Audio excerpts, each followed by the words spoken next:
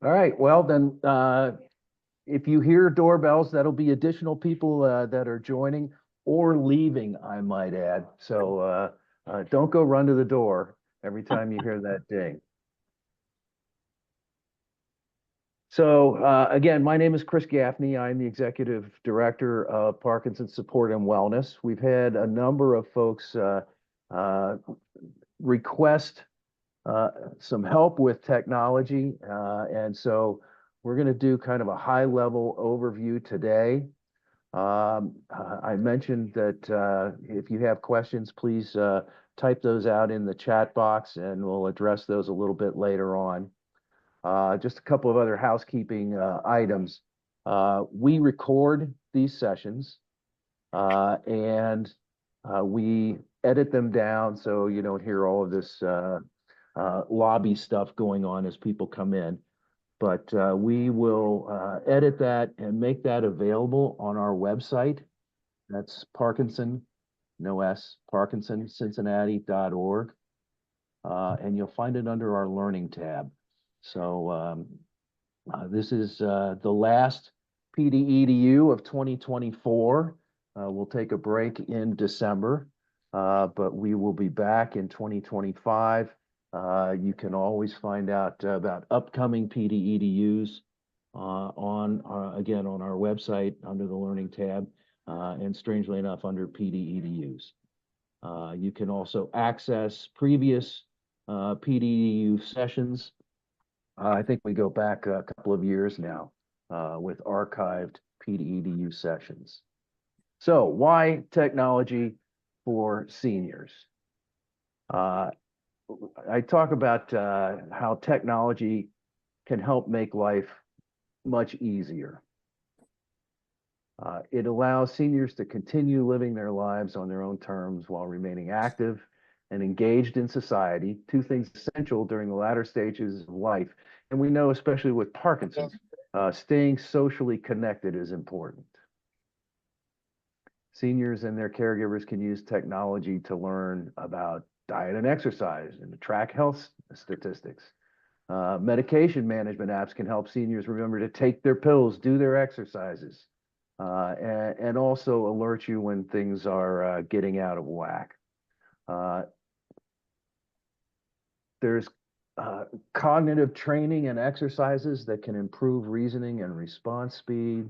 There's access to information, a wealth of information. And there's no way we can cover everything that happens on the internet, but I'm hoping a little bit later I can ask some of you to talk about how you use technology, and then we'll hopefully be able to answer some questions.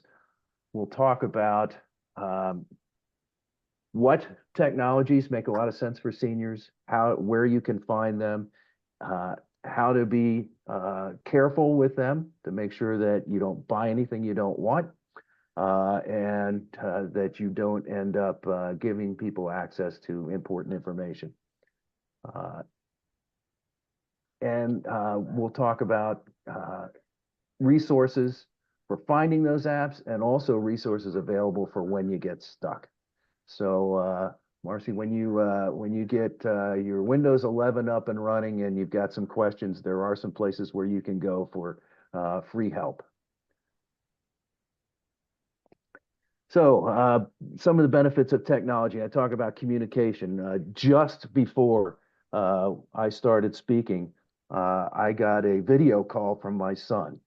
So if you have a smartphone, you probably have an app on there that allows you to do video calls with really anyone who's got that ability on their phone as well. But great way for folks to stay in touch with family and friends. Also, under communication, we talk about social media. I know a lot of people tend to avoid social media, but there are ways that social media, and I'm talking about things like Facebook and Instagram, it's WhatsApp, et cetera. We'll talk about some more particular apps in a few minutes. But for health, and I'll be interested in finding out, maybe you can put it in the chat, How many people are using telemedicine at this point? Are you meeting with doctors, nurses, other healthcare professionals for appointments so that you don't have to get in the car and drive an hour or whatever? And then under health, we also have health monitoring apps and devices. We'll talk about those in some detail. And then staying in touch and also means entertainment. So there are streaming services like Netflix and Prime, and there's such an explosion of them now that you can pretty much see anything you want to see on your phone or on your laptop, on your tablet, on your desktop computer. Also, a great place for ebooks and audiobooks. So Kindle was an early version of books online. So we'll talk about how those can impact your life and make life easier and fun. So common challenges, learning curve. We heard somebody talk this morning about she's finally given in and downloaded Windows 11, but hasn't stepped out onto the ice yet to see how Windows 11 works. I will tell you there will be some changes. And being an older person myself, I'm not always really happy to see change. If something's been working for me, why do we have to do it differently? But that does happen. So we'll talk about where you can get support, where you can get training, etc. One of the problems that a lot of folks have with technology is accessibility. If you have vision or hearing impairments, it can make it difficult to see. It can make it difficult to type or to hear what's going on. So we'll talk a little bit about resources for those. And then there's always the security concerns. So there's online scams, privacy issues. You'll want to be very aware of something called phishing, and we'll talk about that again later in the presentation. So how do we overcome some of those challenges? There is both online and classroom education and training. There's a great site that I'll talk about a little bit later from AARP that offers education and training and support. So we'll talk about that. And then I always talk about online tutorials. A cute story. I have a grandson who, when he was 4 years old, he was on YouTube all the time. And I kept asking him, what are you watching? And he was watching other people do Legos. And as a 4-year-old, he was learning how to play with Legos using the YouTube application.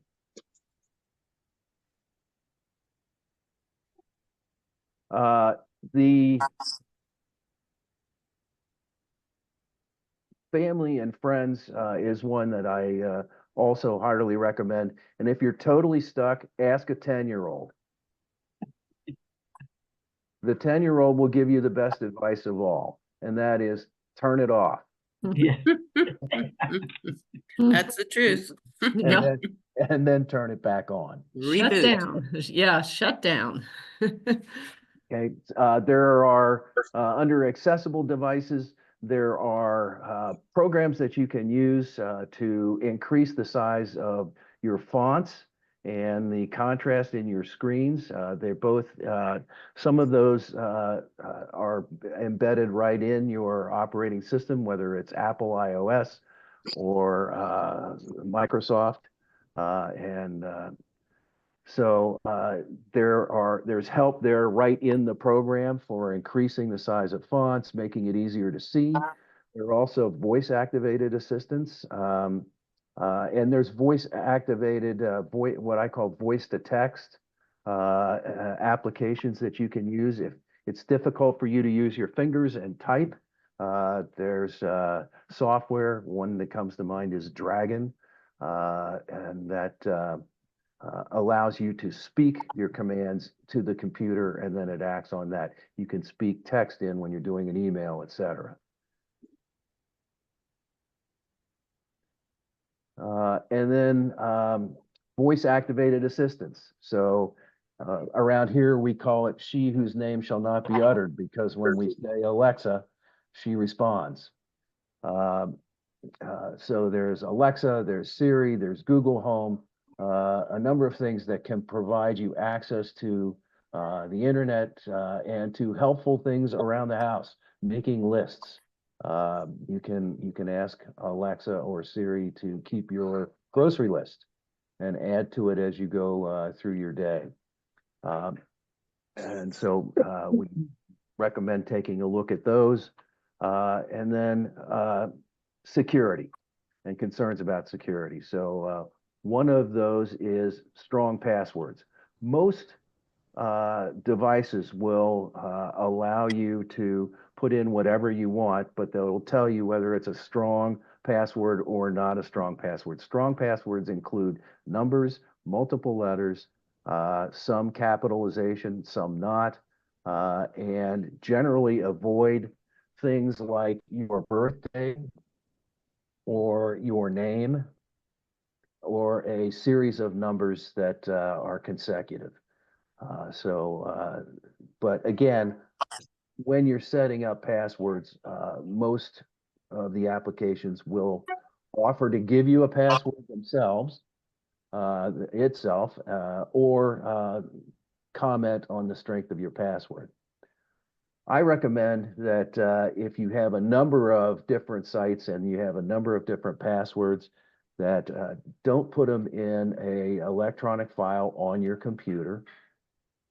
Use the really old technology, analog pen and paper. Get a notebook and keep your list of passwords there. And it's also good advice to change passwords periodically. I have an application that reminds me every 90 days that it's time to change the password on different accounts. I'll talk a little bit about phishing, recognizing phishing scams. So a phishing scam is an attempt by a hacker to get into your device. They will send you a text or an email, and if you click on that text or email, you're giving them access into your device.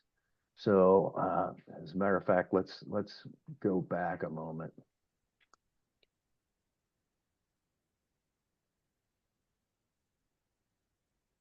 And just talk about some of the things that you can look at for phishing. So spelling and grammar. If in the message that you're getting, you see bad spelling or bad grammar, it looks like someone who maybe doesn't really have command of the language.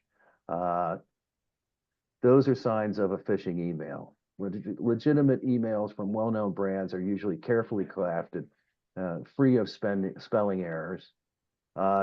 Check the sender's address. The sender's email address might be a string of random characters instead of the real company name.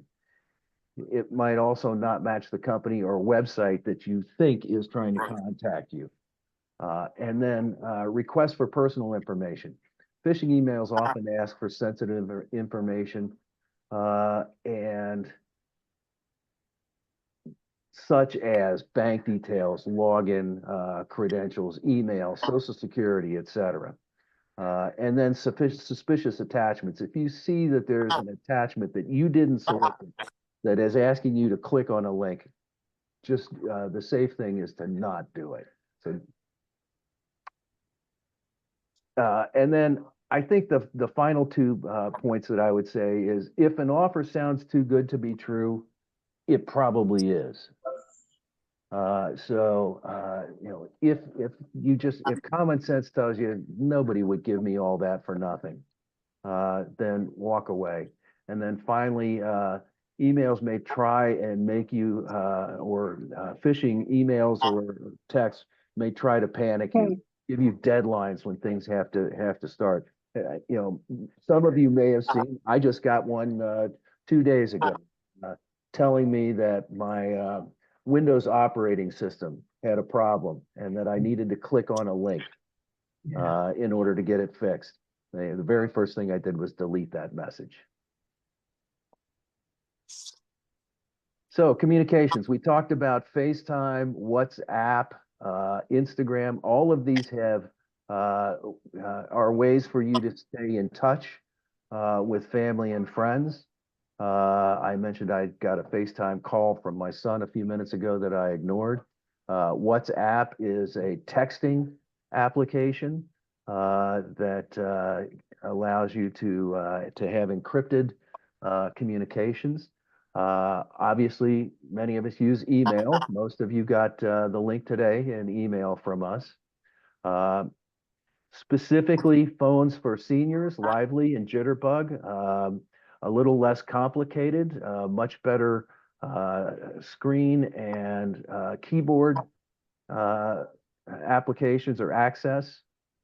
Facebook, Instagram, and TikTok are social medias that allow you to send direct messages, if you wish, to people that you're connected to via Facebook or Messenger or Instagram, etc. And then also you can use a smart assistant like Alexa to send messages and to stay in touch. Hey, Chris, did Yes. you did you mute everybody? Because there's some background noise coming through. I did not. So let me jump back in here for a second. Thanks. Mhm.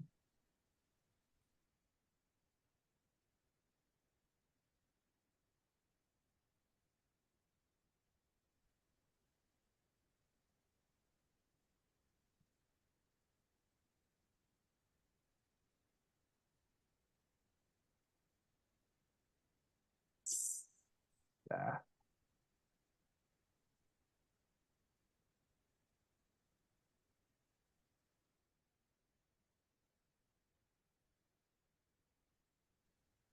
well, why am I not getting the opportunity to mute everyone?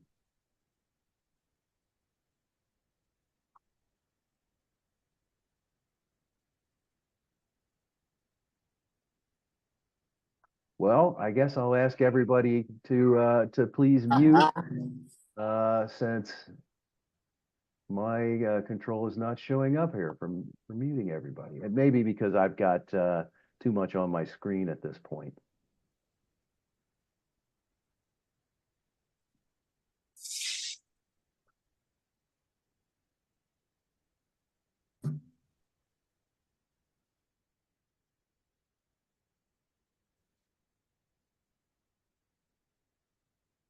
Thanks for your cooperation. I see a lot of folks who are doing that.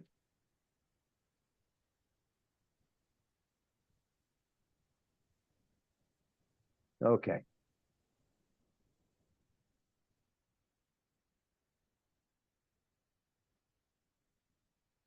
Oh, no, no, no, no.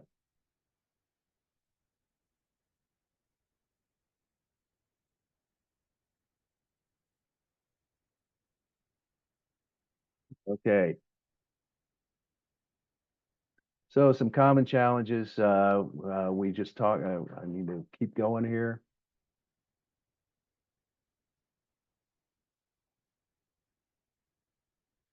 There we go. Useful tools and apps under health. We have wearable devices. So this is a Fitbit. Fitbits monitor your pulse, your breathing rate, your exercise, heart rate, etc. And so too do Apple Watch, Samsung Galaxy. There's a thing called an Aura ring, which looks much like a wedding ring. This is not one. This is a wedding ring. We see many folks have alert buttons, and you can use these to track exercise, mood, And all of these apps have, with the smartphone, the app allows you to monitor all of the different categories that are on there. Just a personal, my Fitbit a year and a half ago alerted me that I was showing symptoms of atrial fibrillation.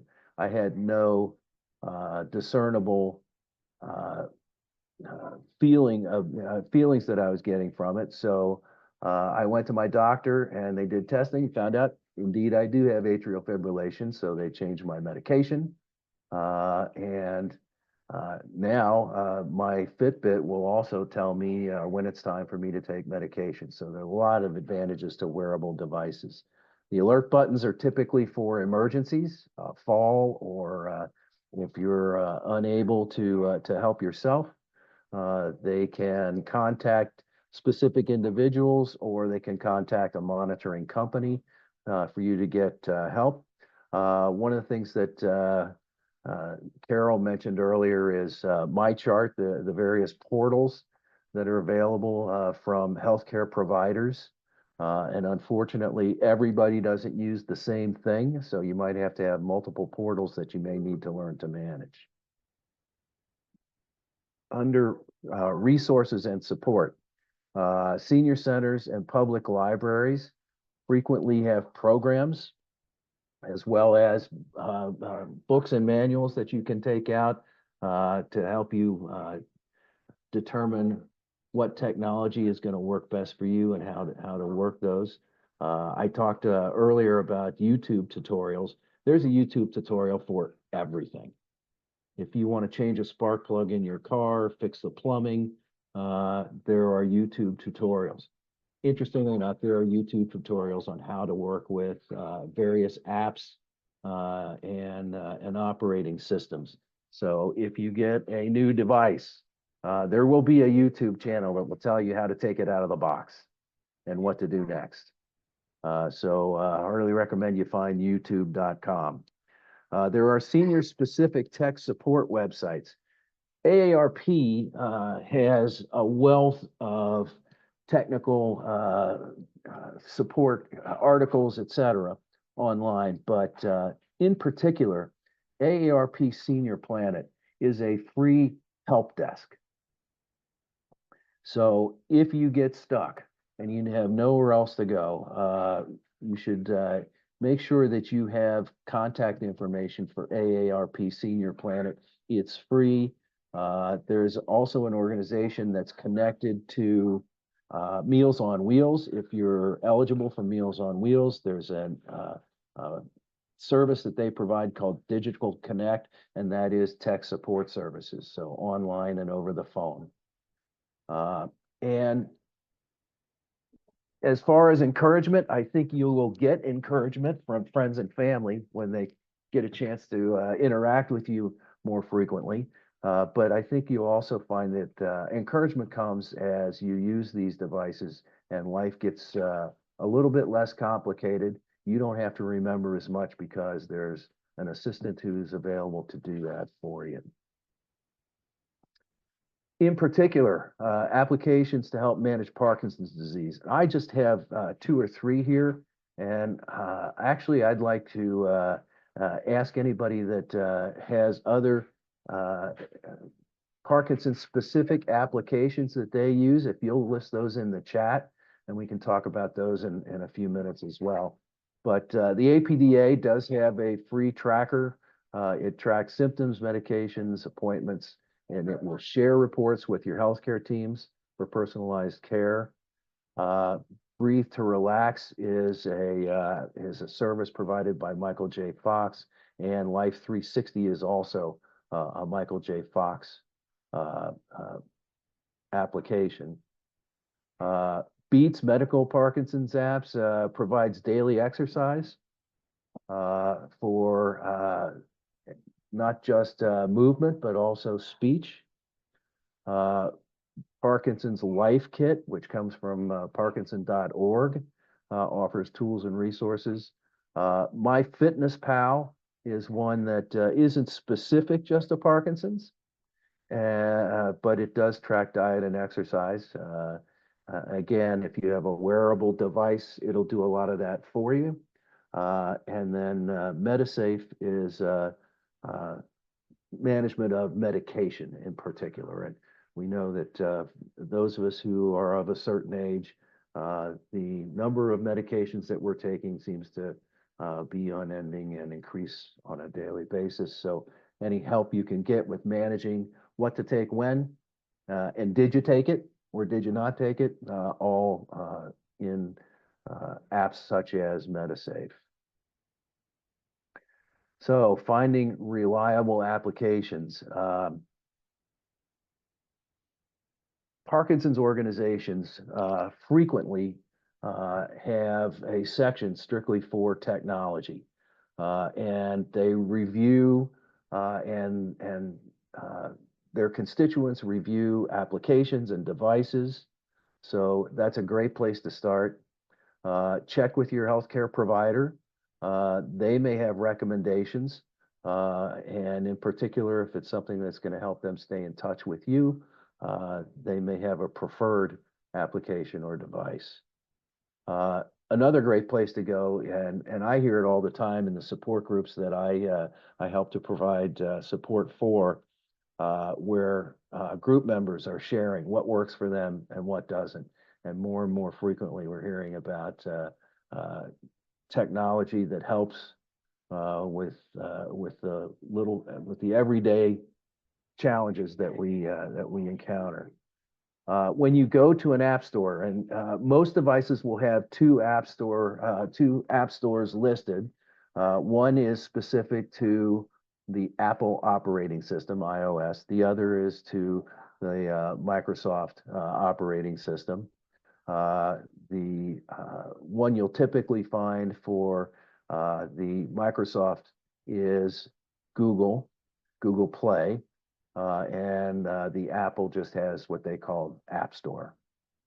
You can also go to, again, specialized websites, whether it's Parkinson's specific or just healthcare in general.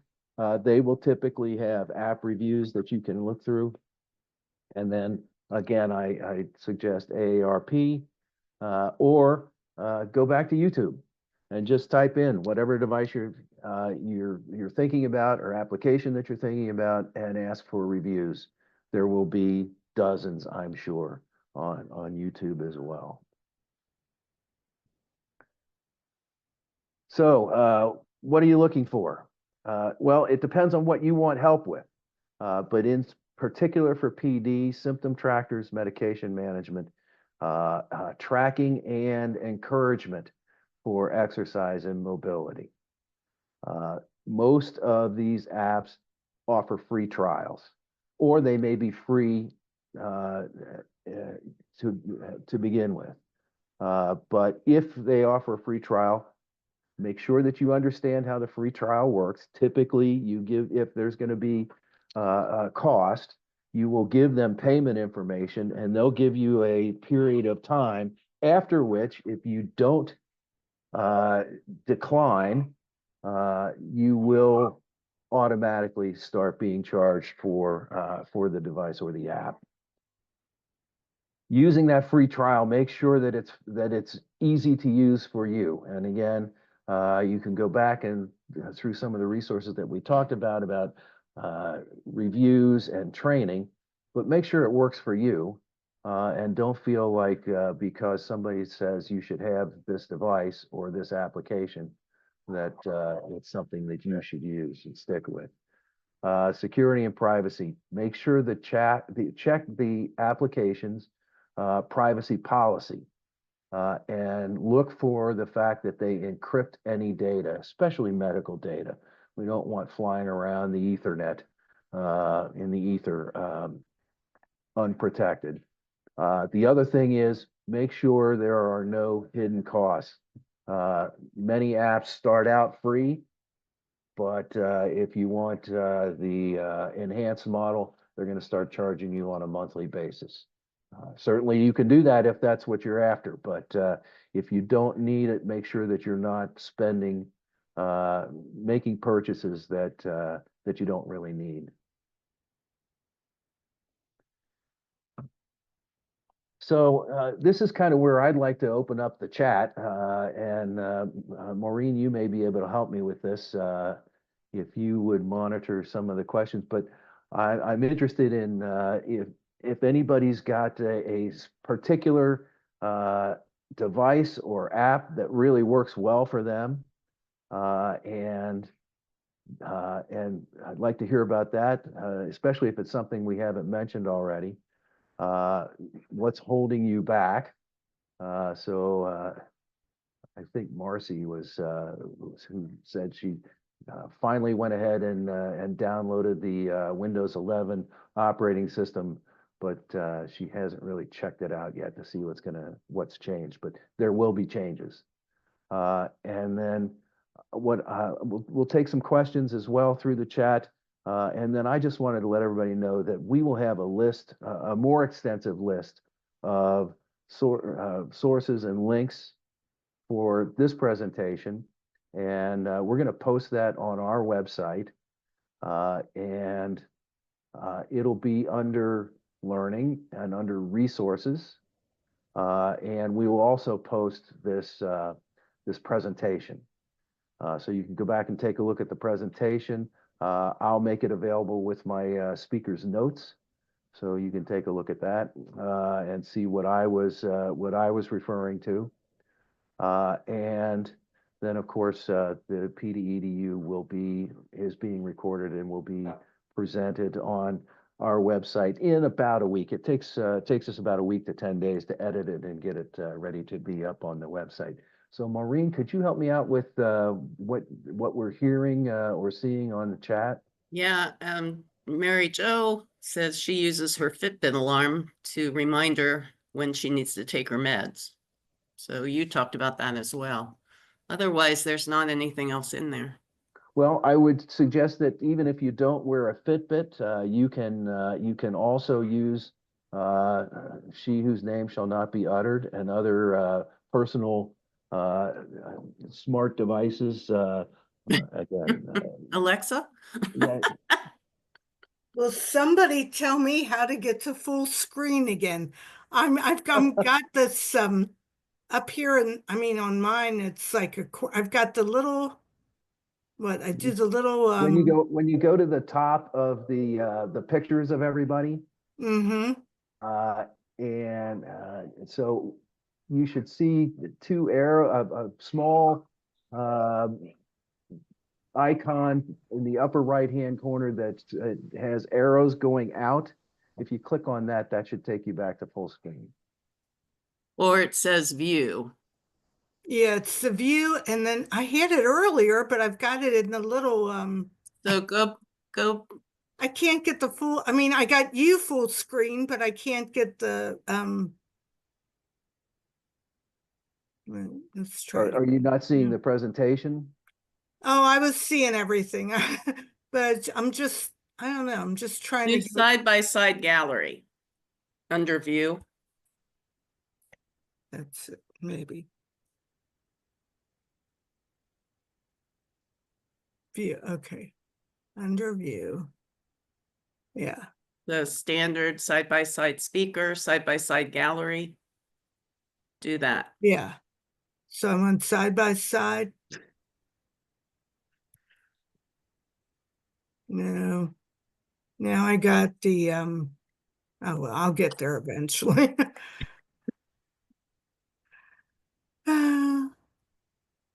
Raju, do you have anything to add to this? Oh my God. Famous.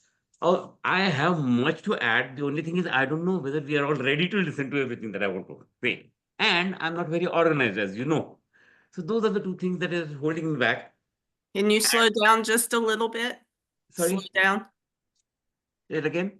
Can you slow your speech down just a little bit? Thank you for letting me know, because sometimes I don't realize it. Okay. So, what are you specifically speaking of right now, Christopher? I'm sorry, I just asked if you had anything to add. Oh, well, I have a bunch of things that I've written here, but they're kind of very, very large scale kind of thing. So that probably need another meeting. However, let me just go through it completely. Um, every, everything is connected to everything else. This is a note that I wrote to myself when Christopher was saying that there are almost an app for everything that you have or what you need, which is correct. However, be warned that every app has got tentacles that get into everything else. That is something that I'm finding it very, very difficult to manage simply because I am expected to know everything as a IT person or whatever, but I don't because I've not been really active since about last 10 years. So that's a very that's an issue that everybody here will have to handle. And I think the best solution for that is have a kind of local um user group, you see. And if if you have a member list, maybe we can have a weekly or a monthly kind of an informal meeting where there are no agendas, but a person comes online and says, "Hey, does anybody know about this?" I know there are user groups which are available where the different people will actually write a question and things like that.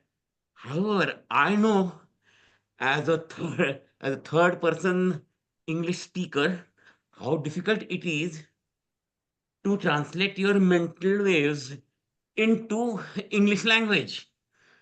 And it turns out completely different. What you write is not exactly what you wanted to say. It is better to speak this way. That way, even if you're not understood, at least I can see the question marks on everybody's face.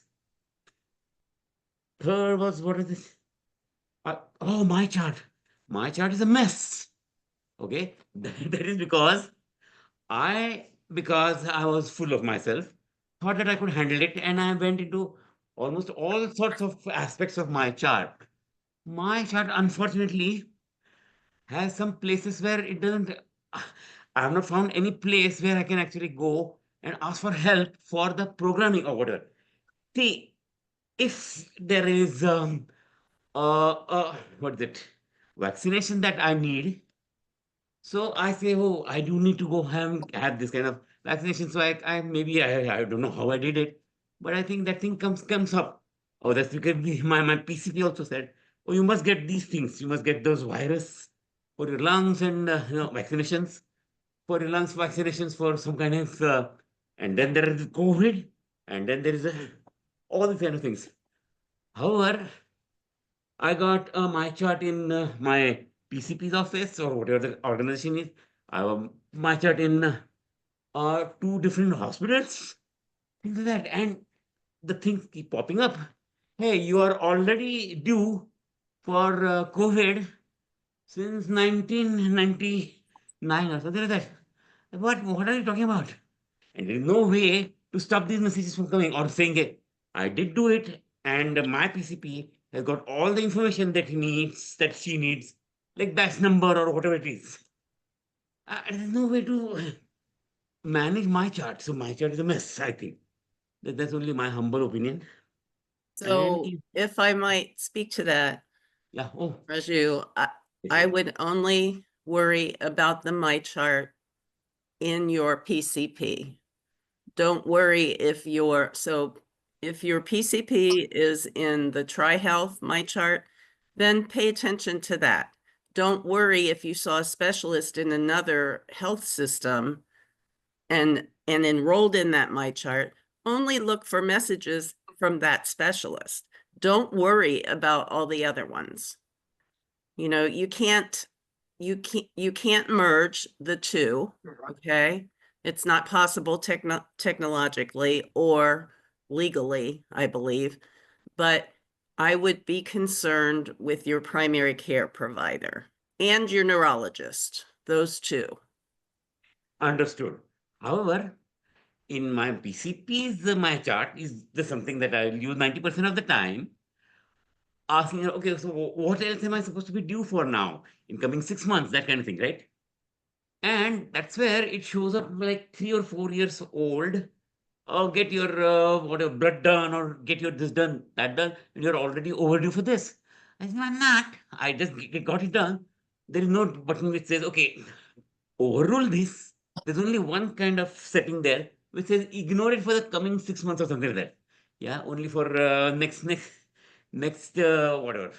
So Probably your primary care can cancel that out but not you. okay, I don't know, but that's a bad thing, anywho. And there are a whole lot of things that I have, but that's very personal. So yes, ma'am. Yes, agreed. That, but it does need somebody who can probably conduct a tutorial class. Like you have a diabetes 101, there should be a My Chart 101, and that will help the entire organization, your organizations. Okay, so there should be a phone number that you can call for help with MyChart. There should Sure. be in Yeah. your system. Yeah. Okay. I'll find out. Okay, Okay. all right, thanks. And what was the last one? I'll find out what is there a query which was. Huh? Well, I do have in my chart, I mean, I've got both my chart and try health my chart, and you see I can get both on the same thing. You get both health systems in one MyChart? Yeah. I didn't know that was possible. Yeah, I do too. Great. I couldn't tell you how I did it right now, but I did. I mean, I can use either password, but I can, if I use one, I've got both of them available. Good. And I will tell you that I just quickly went to YouTube, and there's about 50 YouTube tutorials on how to use my chart. So there are online aspects.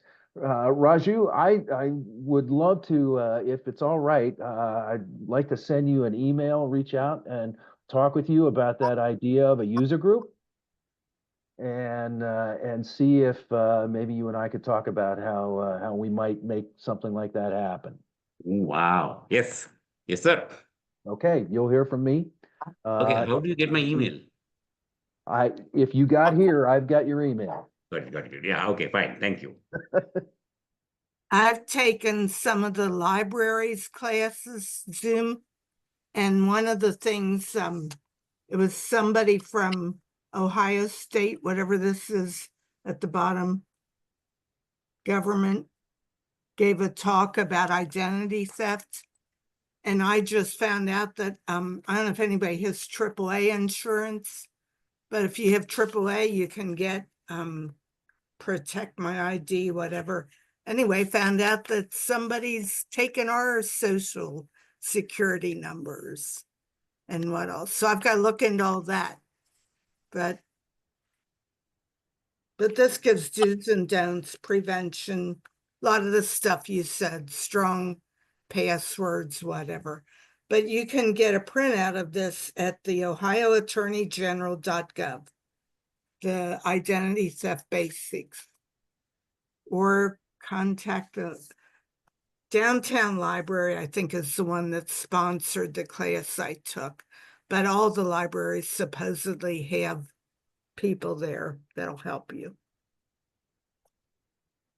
And recently I was searching Medicare and .gov, Medicare.gov, which talk about technology. It takes a while till you find actual Medicare.gov, because you got all these other competing, they're trying to get you to sign up to their thing, whatever.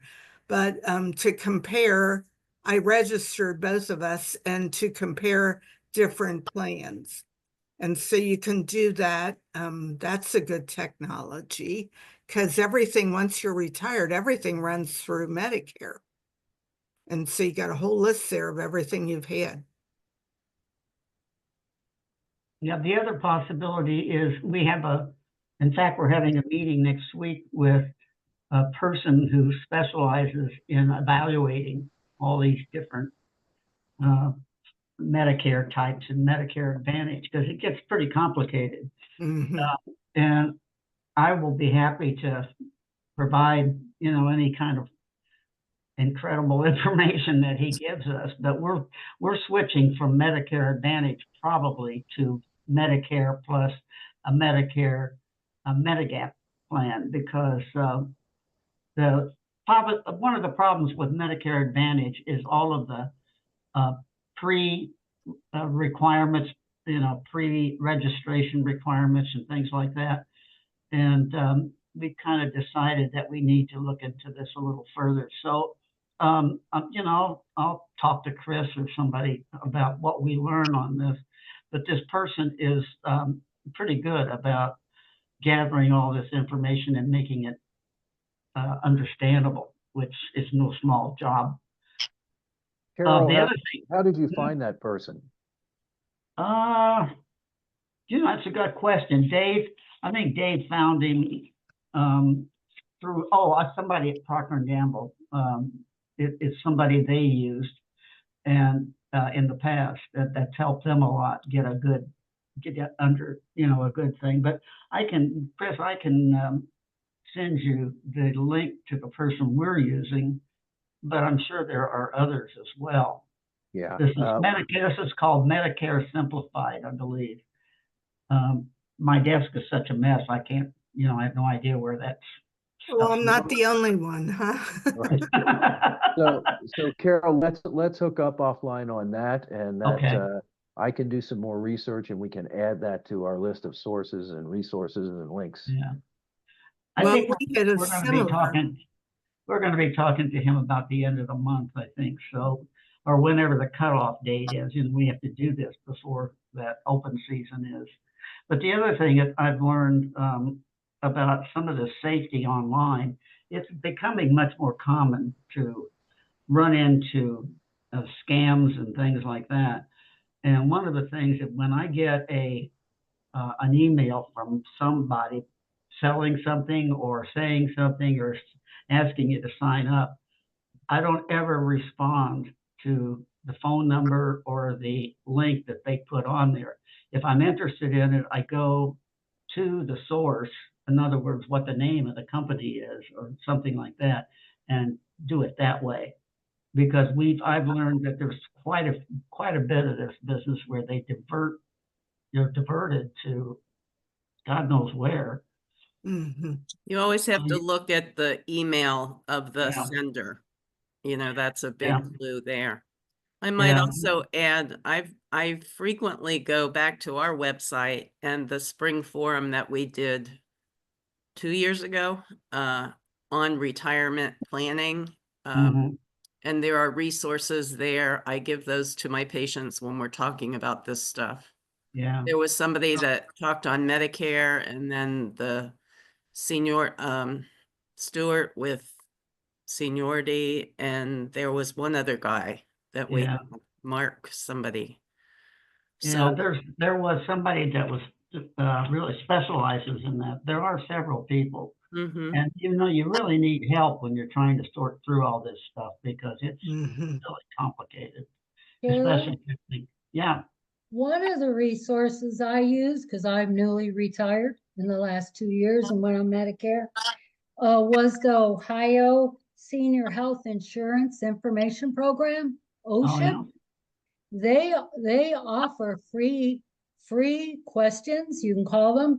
You could schedule webinars with them, and they will go through the entire Medicare and Medicare Advantage programs with you.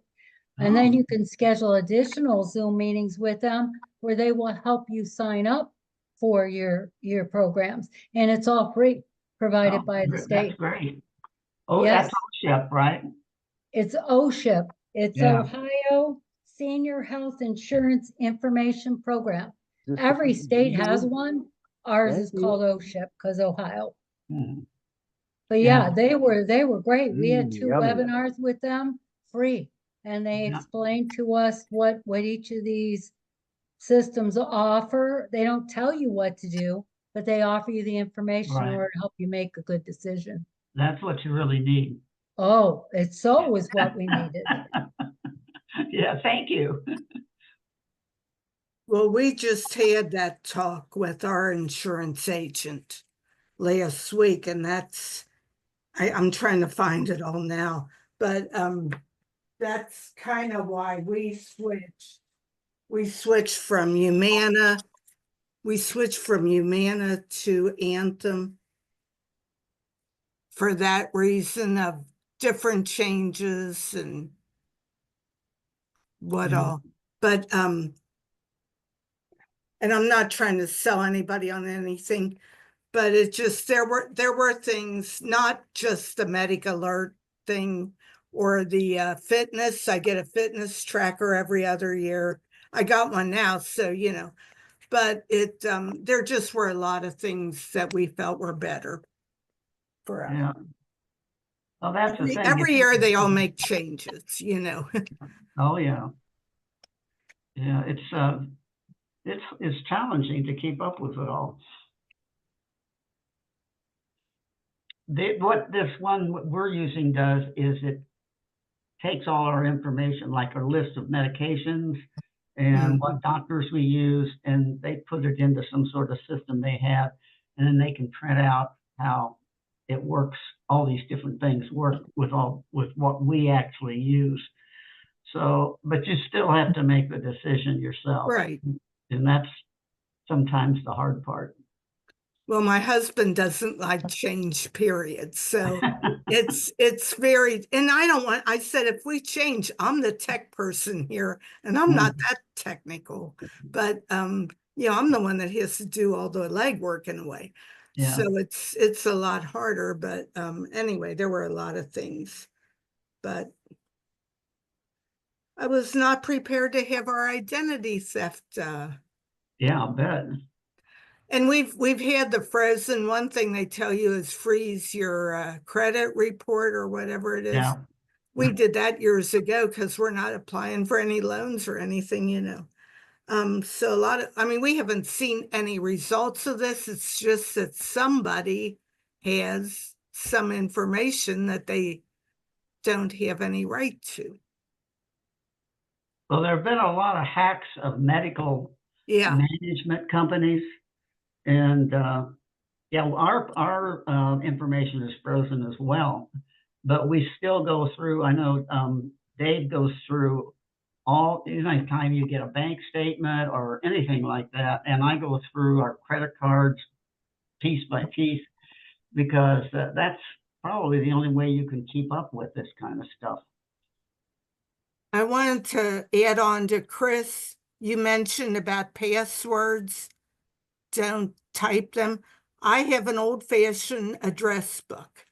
And what I do is I wrote in pen the name of the company, like Amazon or whatever. And then in pencil, I put the password or the username under, and then I can erase that. Yeah. But it's so messed up now. I should get a new book. That's a great idea, though. Thank you. I got that from somebody else. I'm not going to take the credit, but it does help. But then, you know, with Parkinson's, your handwriting gets awful. It's like, oh, golly. So what I think I typed up the names of the companies on labels at first while I still could type. I did that and put them in. But just whatever works, you know. Yeah. Hey, Chris, can I ask you a question? Certainly. I believe you had said some time ago, maybe I misunderstood, but why not use one of these password management tools? Absolutely, you can. You can, good. And most of the operating systems gives you a rudimentary Right. password manager. And then there are also, we didn't talk too much about computer security software, Right. but some people might use McAfee, some people use Norton's, LifeLock, et cetera. There are a number of different ones, and all of those also have password managers. Many programs will allow you to opt for what's called two-step authentication. I have a laptop that reads my fingerprint, but it reads the fingerprint and then it will insert the password. And then based on the application, I might get a text from the application saying, here's 4 digits, put this into your screen, and that opens everything up. So you can make it more secure and more safe. But as Carol mentioned, there are so many folks that we connect with online, and companies that get these breaches, and we have no way of knowing. You might get a letter from the company saying you might have been Mhm. included in this breach. We don't know for sure. So it's difficult to stay on top of it, but again, there's Raju, as you mentioned, a good technology resource for helping with security online. Well, and that's Well- what happened with us. We got, I got the thing that it might, I mean, somebody took it, but I don't know if they've done anything. We haven't seen any sign. But I'm just alerting people that your AAA insurance has, you've got AAA, you can get Protect My ID, but you have to apply for it. It doesn't cost anything, but you have to apply for it. Mhm. Well, may I? Okay, so there is no such thing as protection, because the minute or the second you write down your password, you have to assume that the password is known to somebody or the other. Now, how can you make yourself a little more easier to sleep at night and breathe every day, despite the fact that you know that all of your passwords, if not right now, will be known to everybody maybe X number of months from now. Okay, assume that. Now, the thing is, how can we delay them so that I don't care anymore? So, let us say I have a secret password, which is not really secret, but it's going to be like told to everybody in the world in about 25 years. Do I care? No, I don't.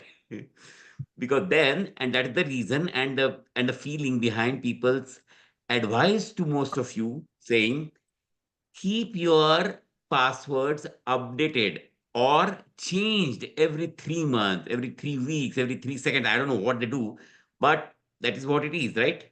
The reason is there is no way to protect yourself from everybody all the time. You cannot assume that you have been broken into. Now, how can you delay them? Is by keeping your passwords changed.